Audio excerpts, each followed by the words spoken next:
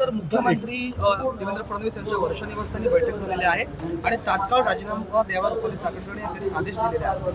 नाही, मला या संदर्भातलं मुख्यमंत्री महोदयांच्या भेटीच्या बाबतीमध्ये काय माहिती नाही, परंतु पक्षाच्या कोर ग्रुपमध्ये या संदर्भामध्ये चर्चाही झाली आणि त्या दृष्टिकोनातून ज्या महिला आयोगाच्या अध्यक्ष रुपाली चाकणकर आहेत त्यांनी या संदर्भामधला निर्णय लवकरात लवकर करावा अशी चर्चा पक्षाच्या वरिष्ठ ग्रुपमध्ये झालेली आहेच.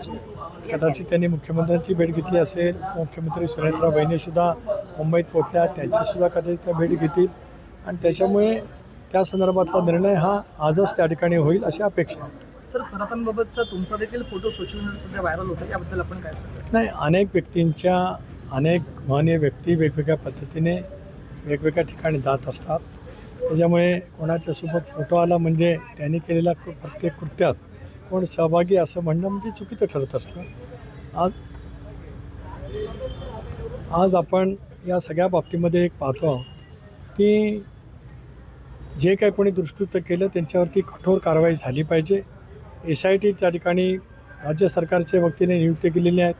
एक वरिष्ठ उत्तम पद्धतीचे काम करणाऱ्या भगिनींच्या नेतृत्वाखाली ज्या IPS अधिकारी आहेत त्यांच्या नेतृत्वाखाली SIT त्या ठिकाणी स्थापन करण्यात आलेली आहे.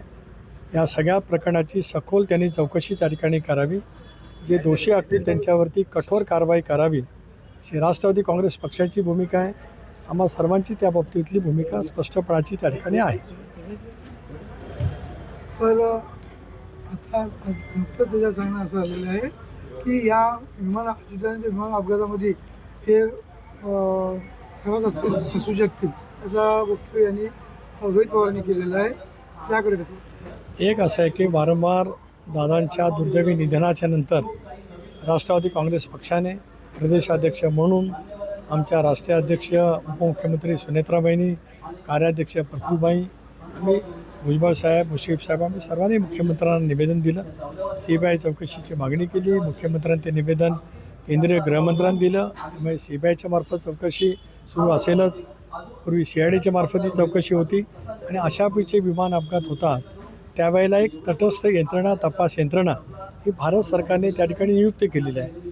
मी वारंवार ही मागणी केली. आजही याचा पुनरुच्चार करतो की जे जे आरोप केले गेलेले आहेत किंवा प्रत्येकाने या संदर्भामध्ये जे जे म्हणणं मांडलेलं आहे त्या सगळ्यासह तपास यंत्रणेने त्याचा तपास करावा.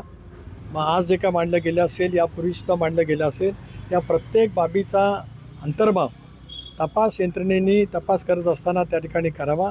स्पष्टपणाचं चौकशी आली पाहिजे.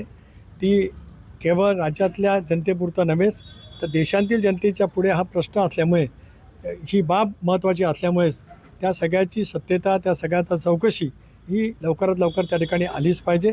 प्राथमिक अहवाल जो प्रसिद्ध झाला त्याच्यावरती आम्ही समाधानी नाही आहोत. सखोलपणाची जे जे मुद्दे मांडले गेलेत या प्रत्येक बाबीवरती सखोल पद्धतीचा तपास करावा. ज्यांनी मुद्दे मांडलेत त्यांच्याकडनं सुद्धा आधी काय माहिती असेल, त्यांच्याकडे काय पुरावे असतील ते सुद्धा या संबंधित तपास यंत्रणेने त्या ठिकाणी घ्यावेत आणि त्याच्या आधारे तपास त्या ठिकाणी करावा आणि सत्य देशातल्या जनतेपुढे लवकरात लवकर आणावं असं खासदार म्हणून, राष्ट्रवादी काँग्रेस पक्षाचा प्रदेशाध्यक्ष म्हणून पक्षाची मागणी या ठिकाणी मी पुन्हा पुनरुच्चित करतो आहे.